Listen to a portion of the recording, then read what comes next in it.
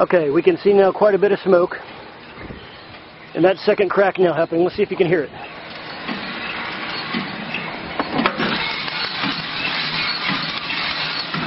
Okay, that second crack, I don't want to go too far here. I'm going to go ahead and pull it. That second crack. Turn it off where my door is at the top. I'm going to pull it like this. Take it over here to my cooling setup, which is falling down. I'm going to use the wind a little bit to blow the chaff out.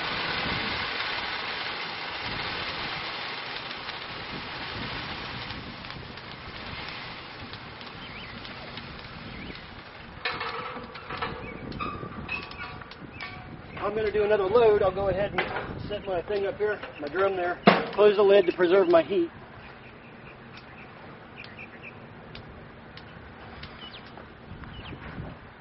I'll maybe ramp my temperature back up. And then if I've got another load of coffee on standby, I'll go ahead and load that in and start the next roast. Remember to reset your clock. That roast finished right at 21 minutes and 15 seconds, and you can hear that second crack on the cooler now has quit popping. Stir it a little bit to get some of the chaff out.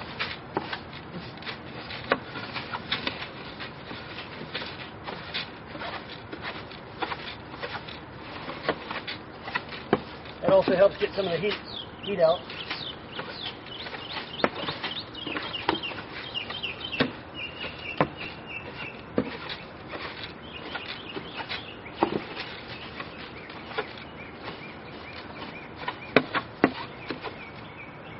In this case, I'm done roasting for today. I'm going to go ahead and turn the grill off.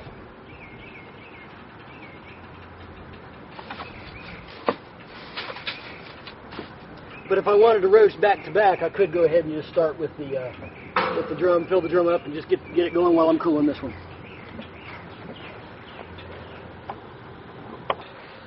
We'll let that cool for just a second.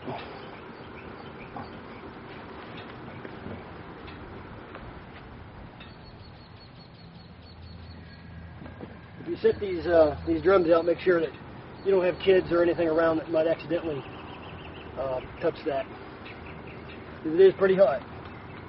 Sometimes kids don't know better. They're curious to what it is you're doing, and sometimes they can come up and try and touch something.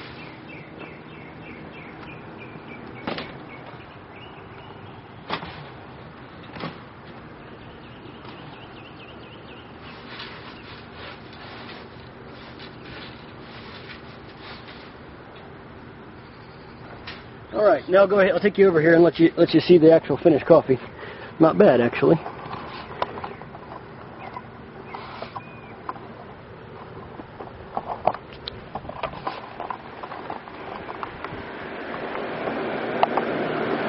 All right, here we go. It's about 4 pounds of finished Costa Rican Heredia. Not really hot anymore. Cooled off in about 90 seconds or so. Generally, I like to taste the beans and make sure that they have a good flavor. Oh, that's excellent coffee. Excellent.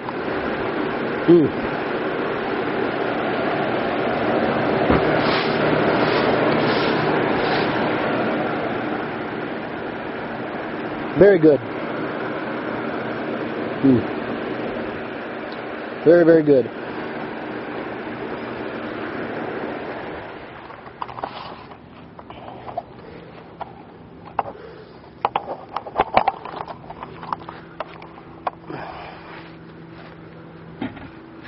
All right, so that's it.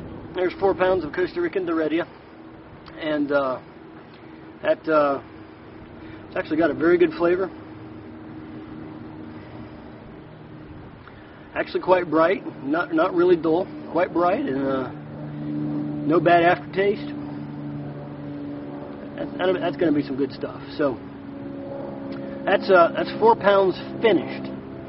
I ran it a little hot than what I normally would do, But I think that should be achievable by anyone. That was right at 21 minutes, and that's all I can think to say.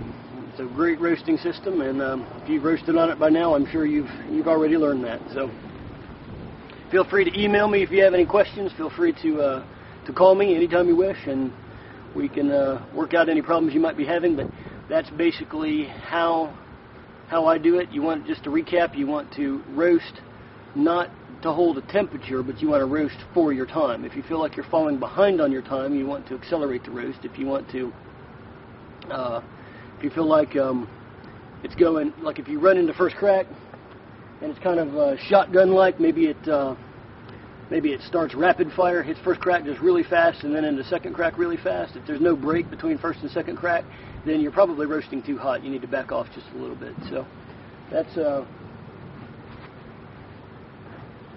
about it for now, and until we do the next one. We'll do a 6-pound load later on the 6-pound drum. I don't have an 8-pound yet. Maybe one of these days I'll get an 8-pound, but we'll do a 6-pound later. I may do varying roasts on this one, but basically remember, no matter what your load is, if you're going to do a 2-pound load, a 1-pound load, 3-pound load, 4-pound load, and as in this case, make sure you adjust your temperatures accordingly to the profiles. Make sure you run your times accordingly. You don't want to run past the designated time. You're roasting for your time. You're not roasting for, a certain temperature or anything like that. Roast for your time. I think that'll get great coffee in any case. That's about all I can think to tell you at this point. But in any case, I hope you've enjoyed this and hope you found it educational, and we'll see you again soon.